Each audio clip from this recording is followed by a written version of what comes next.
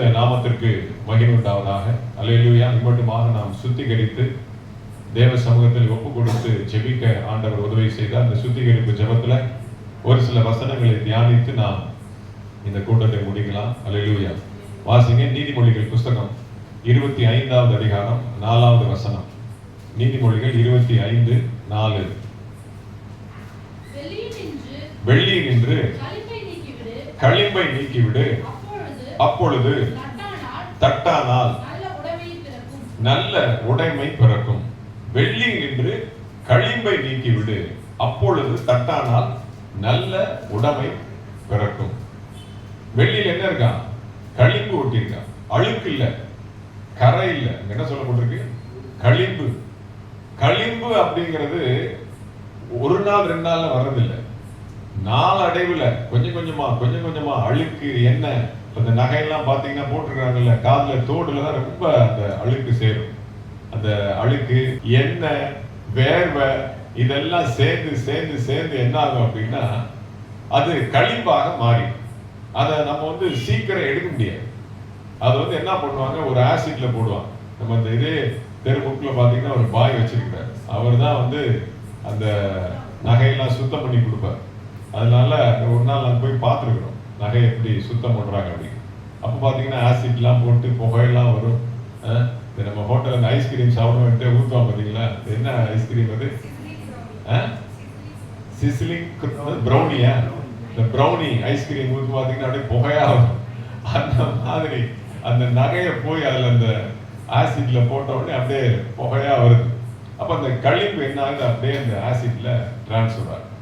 அப்போ அந்த களிம்பு நீங்கினதுக்கு பிறகுதான் தட்டானே அது ஆசாரி, நகை செய்யற ஆசாரி. அப்ப அவருக்கு எந்த விதத்துல அவர் எந்த மனசுல எப்படி டிசைன் பண்ணணுமோ அந்த அளவுக்கு அவரால் டிசைன் பண்ண முடியும். களிம்பு உள்ள இருந்துச்சுன்னா பெண்ட் ஆகாது, வளையாது. நகை என்னது? வளையாது. அதனால நல்ல உடைமை, அழகான ஒரு டிசைன் வரணும் அப்படின்னா அந்த களிம்பு எல்லாம் நீக்கப்பட வேண்டும். அதே மாதிரி நம்முடைய உள்ளத்துல, நம்முடைய வாழ்க்கையில அநேக களிம்புகள் இருக்கும். அது ஒரு நாள் 2 நாள் வராது. நாளடைவுல, அதாவது ஏவாளை சாத்தான் வஞ்சிக்கும் பொழுது நம்ம வசனத்துல வாசிக்கிறோம், வந்தா பேசினா உடனே நம்ம கனியை பறிச்சு புசிச்சிருச்சு. அந்த மாதிரி கிடையாது. வேத சாஸ்திரிகள் என்ன சொல்றாங்க? வேத தியானம் பல நாள், ஒவ்வொரு நாளா வந்து அந்த அம்மாவை பேசி அப்படியே பிரெயின் வாஷ் பண்ணி அப்படியே என்ன பண்ணிட்டா, மனசை மாத்தி அந்த கனியை பறித்து புசிக்கிற அளவுக்கு, பாவம் செய்கிற அளவுக்கு என்ன பண்ணிட்டான்? பொல்லாத சாத்தான் மாத்திட்டான். அந்த மாதிரி நம்முடைய உள்ளத்துல சாதாரணமா வராது. கொஞ்சமா நம்மை அறியாமலேயே, நமக்கு அறிமுகம் இல்லாமலே, நமக்கு புரிந்து கொள்ளாமலே பாத்தீங்கன்னா அந்த பாவம் என்கிற எண்ணம் அப்படியே கொஞ்சமா திடீர்னு நாம ஒரு பெரிய பாவத்தை நம்மளால சடார்னு செய்ய முடியாது. நமக்கே அது மனசு உறுத்தும். ஆனா எப்ப ஆகும் அப்படின்னா நாளடைவுல கொஞ்சமா அதை டேஸ்ட் பண்ணி அதை என்ன பண்ணிடுறோம்? செஞ்சிடும். அல்லேலூயா. அப்ப அந்த களிம்பு என்பது அப்படித்தான். இன்னைக்கு என்னுடைய வெள்ளை சட்டையை ஏற்கனவே அது துவைச்சதான் பாத்தீங்கன்னா 2-3 இடத்துல கரை இருந்துச்சு. அதனால அதை போடாமலே அப்படியே மடிச்சு வச்சிருந்தேன். சரி, நீங்க மறுபடியும் செகண்ட் டைம் அதை துவைப்போன்னு போய் துவைச்சா அது இந்த கரை போகவே மாட்டேங்குது இந்த கையில. அப்ப சில களிம்புகள் என்ன பண்ணும்? கொஞ்சம் கடுமையான ப்ராசஸ்ல போனாதான் என்ன ஆகும்? அது வெளியில வரும். அதனால நம்முடைய இருதயத்துல களிம்பு சேருவதற்கு நாம விடவே விடக்கூடாது. அன்னன்னைக்கு தான் காலையில இருந்து சாயந்தரம் வரைக்கும் நைட்டு படுக்க போகும்போது நம்ம என்ன பண்ணணும்? அன்றைக்கு உள்ள எல்லா ஆக்டிவிட்டிஸையும் ரிவைஸ் பண்ணணும், ரீகால் பண்ணணும். படுக்கைக்கு போறதுக்கு முன்பாக நம்ம என்ன பண்ணணும்? அன்னைக்கே அந்த அழுக்கெல்லாம் என்ன பண்ணிடணும்? தேவ சமூகத்துல ஜெபித்து உதறிடணும். தூசி உதறது போல என்ன பண்ணணும்? ஆண்டவரே, காலையில இருந்து ஜஸ்ட் ஒரு ரீகால், ஒரு ரிவைஸ். உங்க மனசே உங்களுக்கு சொல்லும், உங்க மனசே உங்களுக்கு எடுத்து கொடுக்கும். அப்ப அதெல்லாம் ஆண்டவர்கிட்ட அறிக்கை பண்ணி ஜெபித்து அந்த நாளை நீங்க என்ன பண்ணணும்? சமாதானத்தோட முடியும். பாவம் செய்தாலும், கோபம் கொண்டாலும் பாவம் செய்யாதீங்க. சூரியன் அஸ்தமனம் ஆவதற்கு முன்பாக ஒருவரோட ஒப்புரவாகும். கணவன் மனைவி சண்டை போடுறீங்களா? 6 மணிக்கு மேல சண்டையெல்லாம் என்ன பண்ணிடணும்? தூக்கி எரிஞ்சிடணும். காம்ப்ரமைஸ் ஆயிடும். அல்லேலூயா. அப்போ கோபம் கொண்டாலும் பாவம் செய்யாதீங்க. 6 மணிக்கு மேல சூரிய அஸ்தமனமான உடனே நம்முடைய காரியங்கள் எல்லாம் என்ன பண்ணணும்? ஒப்புரவாய் ஒருத்தருக்கு ஒருத்தர் பேசி அந்த ஈகோ எல்லாம் சரி பண்ணி அதை குறைச்சிடணும். அது ஜீரோ ஆக்கிடும். அப்படி இல்லாதனாலதான் பல கேஸ் என்னது டைவர்ஸ் நேரா போகும். அன்னன்னைக்கு உள்ள பிரச்சனை அன்னன்னைக்கு நம்ம செட்டில் பண்ணிட்டோம் அப்படின்னா என்ன ஆயிடாது, ஈகோ வராது, பெருமை வராது, ஒருத்தருக்கு ஒருத்தர் அந்த முறுமுறுப்பு வராது. அதனால களிம்பு நாம சேராம பார்க்கணும். சரி, தெரிந்தோ தெரியாமலோ களிம்பு சேர்ந்துருச்சு. அது என்ன பண்றாரு பாருங்க ஆண்டவர். ஏசாயா புஸ்தகம் 1ஆம் அதிகாரம் 25ஆம் வசனத்தை வாசிங்க. ஏசாயா 1:25 வாசிங்க.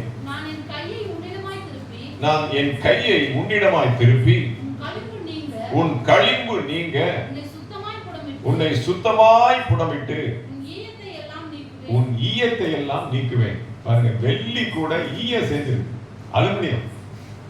என் கையை நான் உன்னிடமாய் திருப்பி உன் களிம்பு நீங்க உன்னை சுத்தமாய் புடமிட்டு ஈயத்தை எல்லாம் நீக்குவேன் அப்படிங்கிற. அப்ப அவர் கையை நமக்கு நேரா நீட்டுறார். அவருடைய கை எப்படி சாதாரண கையா?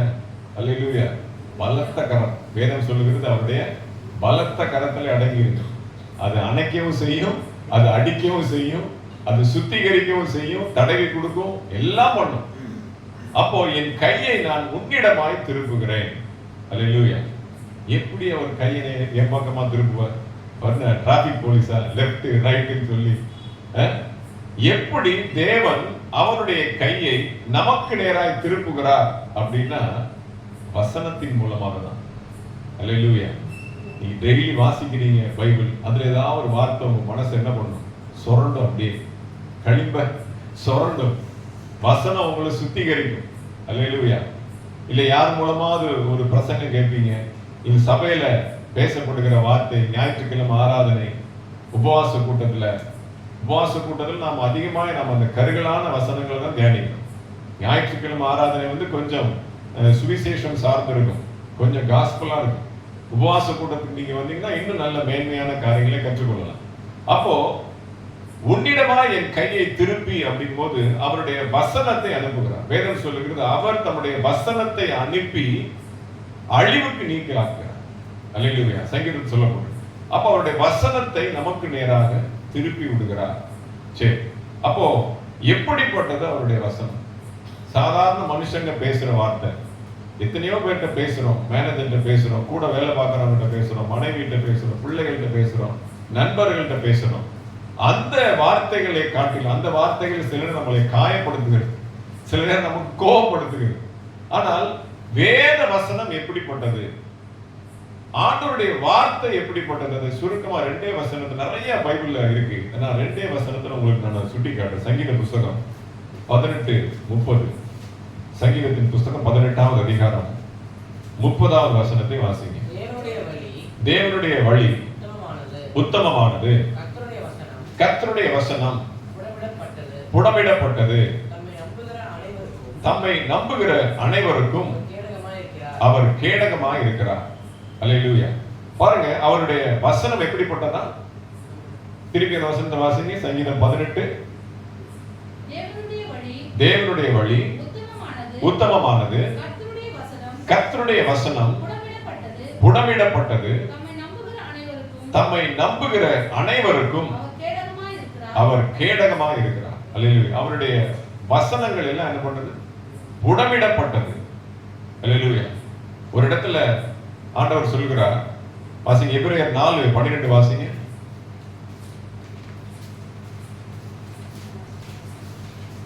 எபிரேயர் 4:12 வாசிங்க. தேவனுடைய வார்த்தையானது ஜீவனும் இருபுறமும் கருக்கானதாயும் ஆத்துமாவையும் ஆவியையும் கணுக்களையும் குத்துகிறதாயும் இருதயத்தின் நினைவுகளையும் யோசனைகளையும் வகையறுக்கிறதாயும் இருக்கு. அப்ப ஆண்டவருடைய வசனம் நம்மை பிரித்து பார்க்கும், ரிவைஸ் பண்ண வைக்கும், நம்ம அனலைஸ் பண்ண வைக்கும். நம்முடைய வாழ்க்கை எப்படிப்பட்டது? அது ஒரு கண்ணாடி மாதிரி இருதயத்தையும் ஊனையும் உருவ குத்துகிறது, வகையறுக்கிறது. நம்ம ஒரு ஆபரேஷனே பண்ணும். வசனம் என்ன பண்ணும்? நம்மள அப்படியே அறுத்து துண்டு துண்டாய் நம்முடைய பாவங்களையும் அக்கிரமங்களையும் பிரித்து பிரித்து நம்ம என்ன பண்ணும்? காண்பிக்கும். அந்த அளவுக்கு அவருடைய வசனம் நம்முடைய இருதயத்திலே கிரியை செய்யக்கூடியதா. இன்னொரு வசனம் நான் அதை எழுதி வைக்க மறந்துட்டேன், இப்பொழுது நான் ஏவப்படுகிறேன். அதாவது கர்த்தருடைய வசனம் 7 தரம் மண் குகையிலே, அதை எடுத்து வாசிங்க, கிடைக்க முடியுமா? கர்த்தருடைய வசனம் 7 தரம் மண் குகையிலே புடமிடப்பட்டது அப்படின்னு சொல்லப்பட்டது. சங்கீதம் 12:6 வாசிங்க. சங்கீதம் 12:6. கர்த்தருடைய சொற்கள் மண் குகையில் 7 தரம் உருக்கி புடமிடப்பட்ட வெள்ளிக்கு ஒப்பான சுத்த சொற்களா இருக்கு. ரொம்ப முக்கியமான வசனம். இந்த வசனத்தை கொஞ்சம் நீங்க ஆழ்ந்து தியானிச்சீங்கன்னா உங்களுக்கு நல்ல நிறைய ஆழமான காரியங்கள் வரும். கர்த்தருடைய வசனம், கர்த்தருடைய சொற்கள் மண் குகையில். மண் குகைனா என்ன? மண் குகையில் 7 தரம், ஒரு தடவை 2 தடவை இல்லை, 7 தரம் உருக்கி. மண் குகை என்றால் சாம்ராஜ்யங்களை குறிக்கிறது. மண்ணான மனிதன் ஆளுகை செய்யக்கூடிய சாம்ராஜ்யம். 7 சாம்ராஜ்யங்கள் இந்த வேத வசனத்தை என்ன பண்ணிச்சானா எப்படியாவது அழிச்சிடலாம், பைபிளே ஒண்ணும் இல்லாம ஆக்கிடலாம். எகிப்து சாம்ராஜ்யம், சீரிய சாம்ராஜ்யம், பாபிலோனிய சாம்ராஜ்யம், மேதிய சாம்ராஜ்யம், பெர்சிய சாம்ராஜ்யம், ரோம சாம்ராஜ்யம், இப்பொழுது நடைமுறையில் இருக்கக்கூடிய சாம்ராஜ்யம். அல்லேலூயா. எகிப்து சாம்ராஜ்யம், சீரிய சாம்ராஜ்யம், பாபிலோனிய சாம்ராஜ்யம், மேதியா, பெர்சியா, ரோம். இந்த 6 சாம்ராஜ்யத்திலும் மிகப்பெரிய பேரரசுகள் இருந்தான். அல்லேலூயா. எகிப்துல பார்வோன் இருந்தான், பாபிலோன்ல நேபுகாத் நேச்சார் இருந்தான், மேதியா பெர்சியால தரியோ, இப்படிப்பட்ட ராஜாக்கள், பெரிய ராஜாக்கள் இருந்தான். ரோம் பேரரசு, ஹிட்லர், எவ்வளவு பேர் இருந்தான். எல்லாரும் அவங்களுடைய ஒரே பார்வை என்னன்னா கிறிஸ்துவர்களை அழிக்கணும், வேத புத்தகத்தை அழிக்கணும், வேத வசனத்தை அழிக்கணும். அப்ப 7 தரம் மண் குகையிலே உருக்கி என்று சொல்லப்பட்டால் 7 சாம்ராஜ்யங்கள் அழிப்பதற்கு நினைத்த எல்லா திட்டங்களையும் தவிடுபடியாக்கி, 7 சாம்ராஜ்யங்கள் வேதத்தை அழிக்க நினைத்த எல்லா தந்திரங்களையும் எல்லா எதிர்ப்புகளையும் வென்று வந்ததுதான் அந்த பைபிள். அல்லேலூயா. ஒரு வேக்சின் தயாரிக்கணும் அப்படின்னா என்ன சொல்றாங்க அப்படின்னா 50 வருஷம் இல்ல 100 வருஷம் ஆகும் சொல்றாங்க. ஏன்? வேக்சின், தடுப்பூசி எல்லா மிருகத்திலையும் அது என்ன பண்றாங்க, டெஸ்ட் பண்றாங்க. எலியில டெஸ்ட் பண்றாங்க, குரங்குல டெஸ்ட் பண்றாங்க. அப்புறம் அதெல்லாம் சரி, ஓகே நான் மனுஷனுக்கு அதை கொடுக்குறாங்க. மனுஷனுக்கு கொடுக்கறதுக்கு முன்னாடி பல வருஷங்கள் ஆகும். ஏன்னா மிருகங்களுடைய உடற்கூறுகள் வேற, மனிதனுடைய உடற்கூறுகள் வேற. அதே மாதிரி மனுஷனுக்கும், எல்லா மனுஷனுக்கும் ஒரே மாதிரியான மெட்டபாலிசம் கிடையாது. எல்லாருக்கும் விதவிதமான செல்கள், விதவிதமான பண்புகள் இருக்கு. இப்ப எல்லா மனுஷனுக்கும் ஸ்டாண்டர்டைஸ் பண்ணி ஒரே வேக்சின், ஒரே ஃபார்முலா எப்படி கொண்டு வர முடியும்? அப்போ ஒரு வேக்சின் வந்து டெஸ்டட் ஓகே அப்படின்னு கொண்டு வர்றதுக்கு கிட்டத்தட்ட 50 வருடங்கள் இருந்து 75 வருடங்கள் ஆகும்னு சொல்றாங்க விஞ்ஞானிகள். இப்போ அந்த போலியோ வேக்சின் இருக்கு, போலியோ வைரஸ்க்குரிய வேக்சின் இருக்கு, அதெல்லாம் கிட்டத்தட்ட ஸ்டாண்டர்டைஸ் பண்ணி கொண்டு வரதுக்கு 75 ஆண்டுகள் ஆனது அப்படின்னு சொல்றாங்க. அப்ப இத்தனை வருடங்கள் கழிச்சு தான் ஒரு வேக்சினை வந்து என்ன பண்றாங்க, சர்டிபிகேட் கொடுக்குறாங்க. நம்முடைய ஆண்டவருடைய வசனம் எப்படிப்பட்டது? 7 சாம்ராஜ்யங்களை கடந்தது, 7 பேரரசுகளை, 7 சாம்ராஜ்யங்கள். எல்லா சாம்ராஜ்யமும் அதை அழிப்பதற்கு எவ்வளவோ முயற்சி எடுத்தாங்க. ஆனா பாருங்க, அதுல ஒரு எழுத்தாகிலும் அதனுடைய ஒரு உறுப்பாகிலும் அழிக்கப்படவே இல்லை. எவ்வளவாய் அழிக்க நினைத்தார்களோ அவ்வளவாய் பலுகி பெருகி கொண்டுதான். அல்லேலூயா. ஒரு உறுப்பை கூட யாராலும் சிதைக்க முடியும். அல்லேலூயா. நீங்க அதிகமாய் அச்சிடப்படுகிற புஸ்தகம் எதுன்னா வேத புஸ்தகம். அதிகமாய் எல்லாருக்கும் பகிரப்படுகிற புஸ்தகம் எதுன்னா அது வேத புஸ்தகம். அச்சு இயந்திரம் கண்டுபிடிக்கப்பட்டு முதல்ல பதிவிடப்பட்ட பிரிண்ட் போடப்பட்ட புஸ்தகம் வேத புஸ்தகம். அல்லேலூயா. சொல்ல போனா வேத புஸ்தகத்தை அச்சிட வேண்டும் என்பதற்காகவே அச்சு இயந்திரத்தை கண்டுபிடிச்சாங்க. அப்படியே ரிவர்ஸா சொல்ல போனா, அப்ப 7 தரம் மண் குகையிலே உருக்கி புடமிடப்பட்டது. அப்போ அந்த வார்த்தைக்கே அவ்வளவு ப்ராசஸ் போயிருக்கு அப்படின்னா அந்த வார்த்தை நமக்குள்ள வந்தா களிப்பை நீக்குமா நீக்காது? நிச்சயமா நீக்கும். ஏன்னா அது புடமிடப்பட்ட வார்த்தை, அது டெஸ்டட் ஓகே அப்படின்னு சொல்லி சர்டிபிகேட் கொடுக்கப்பட்ட வார்த்தை. ஆமென். அந்த வார்த்தை ஜீவனுள்ள வார்த்தை. அப்ப அந்த வார்த்தையை நமக்கு நேராக ஆண்டவர் திருப்பி நம்முடைய இருதயத்தின் களிப்பை நீக்கி நம்மை சுத்திகரித்து தட்டான். யார்? அவர்தான் தட்டான், அவர்தான் ஆசாரி. நம்மை நல்ல உடமையாக, நம்மை ஜொலிக்கிற பிரகாசிக்கிற அருமையான டிசைனை நம்ம என்ன பண்றார்? வார்த்து வடிவமைத்து நம்மை வெளியே கொண்டு வருகிறார். இது அவர் செய்கிறது. இப்ப நம்ம செய்கிறது என்ன? 2 பாயிண்ட் பார்த்து நாம் ஜெபிக்க முடியலாம். வாசிங்க சங்கீதம் 26:2. சங்கீதம் 26:2. என் தேவனே, கர்த்தாவே, என்னை பரீட்சித்து என்னை சோதித்து பாரும், என் உள்ளிந்திரியங்களையும் என் இருதயத்தையும் புடமிட்டு பாரும். நம்ம விட்டு கொடுக்கணும். வசனம் சுத்திகரிக்கும், அது உண்மை, யதார்த்தம், அதுல எந்த விதமான மாற்று கருத்தும் இல்லை. என்னை புடமிட்டு பாரு. நம்ம அலோ பண்ணல அப்படின்னா வசனம் உள்ள வராது. வசனத்தை கேட்குறீங்க, எந்த அளவுக்கு நீங்க இருதயத்துல உள்வாங்குங்கிறீங்க எனக்கு தெரியாது, உங்களுக்கு தான் தெரியும். சொல்ல வேண்டியது என்னுடைய கடமை. அப்போ என்னை புடமிட்டு பாரும் ஆண்டவரேன்னு சொல்லி நம்ம இரவு நேரத்தில் அந்த வார்த்தையை சொல்லி ஜெபிக்கணும். அல்லேலூயா. என்னை சோதித்து பாரும், விட்டு கொடுக்கணும். ஆண்டவருடைய சமூகத்தில் நம்ம ஜெபத்துல அதிகமாய் முதல்ல நம்மை சுத்திகரிக்கணும். இருதயத்தையும் உள்ளிந்திரியத்தையும். உள்ளிந்திரியம்ங்கிறது பெரிய சப்ஜெக்ட். இப்போ நான் அதை எடுத்தேன்னா அன்னைக்கு நைட் ஃபுல்லா இங்க உட்காரும். அது நம்ம இன்னொரு நாள் கண்டுபிடிக்கலாம். உள்ளிந்திரியம் அது என்ன அப்படின்றது. அப்ப நம்முடைய இருதயத்தையும் உள்ளிந்திரியத்தையும் சோதித்து பார்க்க நம்ம என்ன பண்ணணும்? நம்முடைய இருதயத்தை விட்டு கொடுக்கணும். அடுத்த வாசிங்க சங்கீதம் 17:3. சங்கீதம் 17:3. நீர் என் இருதயத்தை பரிசோதித்து ராக்காலத்திலே அதை விசாரித்து என்னை புடமிட்டு பார்த்தும் ஒன்றும் காணாதிருக்கிறீர். இப்படி ஒரு சர்டிபிகேட் நமக்குள்ள வாங்கணும். நைட் நம்ம ஜெபம் பண்ணிட்டு படுக்கும் போது ராக்காலத்தில் என்னை புடமிட்டு பார்த்தும் ஒன்றும் காணாது. ஒன்றும் இல்லை ஆண்டவரே, நீங்க எல்லாம் சோதிச்சு பார்த்துட்டீங்க, டெஸ்ட் பண்ணிட்டீங்க, என்ற ஒரு குறை இல்லை அப்படின்னு சொல்லி ஆண்டவர் நமக்கு சர்டிபிகேட் கொடுக்கிறாரோ இல்லையோ, நமக்கு நாமே சர்டிபிகேட் கொடுக்கணும். என்னை புடமிட்டு பார்த்தும் ஒன்றும் காணாது இருக்கிறீர்.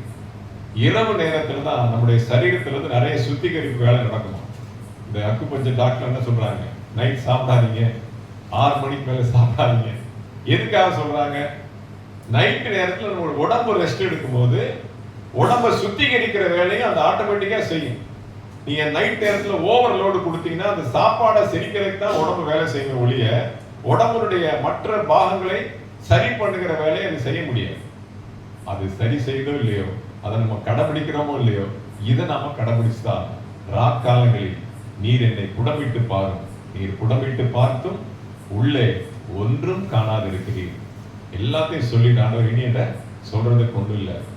சொல்றீங்க அறிந்தும் அறியாமலும் தெரிந்தும் தெரியாமலும். நல்லா கத்து வச்சிருக்கீங்க 2 பேரும், பரவாயில்ல. அறிந்தும் அறியாமலும் தெரிந்தும் தெரியாமலும் செய்த பாவத்தை மன்னித்தருளும். நமக்கே தெரியாது. கரெக்ட், எல்லாம் சரியான வார்த்தை. அந்த மாதிரி ஆண்டவரே நான் எல்லாம் சொல்லிட்டேன், தெரிஞ்சதெல்லாம் சொல்லிட்டேன், ஒருவேளை தெரியாத ஏதாவது தப்பு இருந்தா என்னை மன்னிச்சிருங்க அப்படின்னு சொல்லி அவர்கிட்ட ஒரு சர்டிபிகேட் வாங்கி அதுக்கப்புறம் நீங்க படுத்து தூங்குனீங்கன்னு வச்சுக்கோங்க, உங்கள் நித்திரை இன்பமா இருக்கும். அல்லேலூயா. நாளை காலையில் உங்களை ஃப்ரெஷ்ஷாக ஆண்டவர் என்ன பண்ணுவார்? ஒரு ஆசாரி எப்படி அந்த தங்கத்தை வெள்ளிய டிசைன் பண்றாரு, அந்த மாதிரி மறுநாள் உங்களுக்கு சூப்பர் டிசைன் ஆக்கி உங்களை வெளியில கொண்டு போவார். அல்லேலூயா. எல்லாரும் கண்களை மூடி நாம் ஜெபிக்கலாம். பிரைஸ் எல்லாம். ஸ்தோத்திர ஆண்டவரே, ஸ்தோத்திர ஆண்டவரே. ஹல்லேலூயா, ஹல்லேலூயா, ஹல்லேலூயா. வெள்ளியை புடமிடும் போல என்னை புடமிட்டீர், வெள்ளியை புடமிடும் போல என்னை புடமிட்டீர், அதனால் நான் சுத்தமானேனே. நம்புங்கப்பா உங்க பிள்ளையே, அதனால் நான் சுத்தமானேனே.